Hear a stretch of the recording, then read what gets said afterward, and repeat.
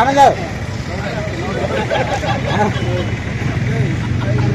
Sir Anand ನಗರ sir ಈಗಮ್ಮ ನಾನು ಬೇಡನಾ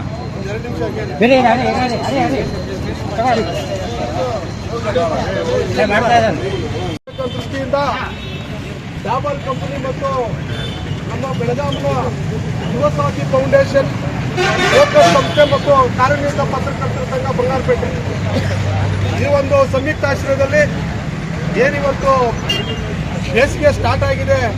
ಈ ಬಿಸಿಲಿನ ತಾಪಕ್ಕೆ ಸಾರ್ವಜನಿಕರಿಗೆ ಒಂದು ಸ್ವಲ್ಪ ಹೊತ್ತಾದರೂ ಅವರನ್ನ ಗಡಿವನ್ನು ನಿಲ್ಲಿಸಬೇಕು ಅನ್ನೋ ದೃಷ್ಟಿಯಿಂದ ಇವತ್ತು ಪತ್ರಕರ್ತರ ಸಂಘ ಮತ್ತು ಫೋಕಸ್ ಸಂಸ್ಥೆ ಇವರಿಗೆ ತಂಪು ಪಾನೀಯಗಳನ್ನು ನೀಡುವ ಮುಖಾಂತರವಾಗಿ ಒಂದು ಸಣ್ಣ ಸೇವೆಯನ್ನು ಮಾಡಲಿಕ್ಕೆ ಕಾರ್ಯನಿರತ ಪತ್ರಕರ್ತರ ಸಂಘ ಇವತ್ತು ಮುಂದಾಗಿದ್ದು, ಈ ಒಂದು ಸರಳ ಕಾರ್ಯಕ್ರಮಕ್ಕೆ ನಮ್ಮ ಬಂಗಾರಪೇಟೆಯ ನಗರಸಭೆಯ ಕಮಿಷನರ್ ಆಗಿರ್ತಕ್ಕಂಥ ಸತ್ಯನಾರಾಯಣ ಸರ್ ಬಂದಿದ್ದಾರೆ. ಅವರಿಗೆ ತಮ್ಮೆಲ್ಲರ ಪರವಾಗಿ ಸ್ವಾಗತವನ್ನು ಬಯಸ್ತಾ ಇದ್ದೇವೆ. ಅದೇ ರೀತಿಯಾಗಿ ನಮ್ಮೆಲ್ಲರ ಯುವ ನಾಯಕರು ಈ ಒಂದು ಬಂಗಾರಪೇಟೆಯ ವೃತ್ತ ನಿರೀಕ್ಷಕರು ಆಗಿರ್ತಕ್ಕಂಥ ರವಿಕುಮಾರ್ ಸರ್ ಅವರು ಬಂದಿದ್ದಾರೆ. ಅವ್ರಿಗೂ ಸಹ ತಮ್ಮೆಲ್ಲರ ಪರವಾಗಿ ಸ್ವಾಗತವನ್ನು ಬಯಸ್ತಾ ಇದ್ದೇವೆ. ಮತ್ತೊಬ್ಬ ಸರ್ಕಾರಿ ನೌಕರ ಸಂಘದ ಅಧ್ಯಕ್ಷರಾಗಿರ್ತಕ್ಕಂಥ ರವಿಕುಮಾರ್ ಅವರು ಬಂದು ಅವ್ರಿಗೂ ಸ್ವಾಗತವನ್ನು ಬಯಸ್ತಾ ಇದ್ದೇವೆ.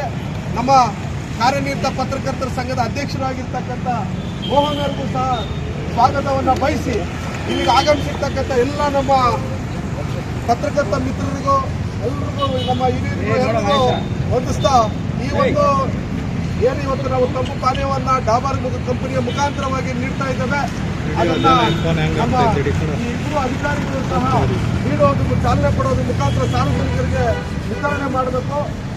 ಅದ್ರ ಜೊತೆಗೆ ಒಂದೆರಡು ಮಾತು ಮಾತಾಡಬೇಕಂತೇಳಿ ನಮ್ಮ ಪತ್ರಕರ್ತರ ಸಂಘದ ವತಿಯಿಂದ ಏನು ತಂಪು ಪಾನೀಯ ವಿತರಣೆ ಕಾರ್ಯಕ್ರಮ ಮಾಡ್ತಾ ಇದ್ದೀವಿ. ಇದು ನಿಜವಾಗ್ಲೂ ಕೂಡ ಶ್ಲಾಘನೀಯ. ಬಂಗಾರಪೇಟೆಯಲ್ಲಿ 37 ಡಿಗ್ರಿ ಮೇಲ್ಪಟ್ಟಿದೆ ಉಷ್ಣಾಂಶ. ಕರ್ನಾಟಕದಲ್ಲಿ ಇದೇ ಪ್ರಥಮ ಬಾರಿಗೆ 45 ಡಿಗ್ರಿ ದಾಖಲೆಯಾಗಿದೆ.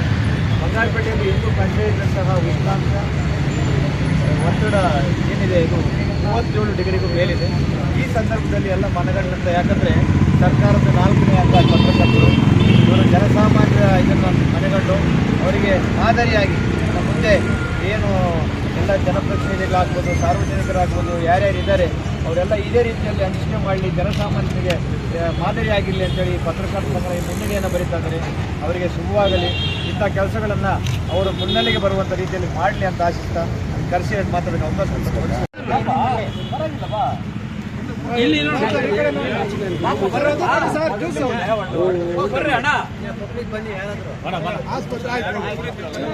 ನೋಡಿ. ಈ ಕಡೆ ನೋಡಿ, ಈ ಕಡೆ ನೋಡಿ.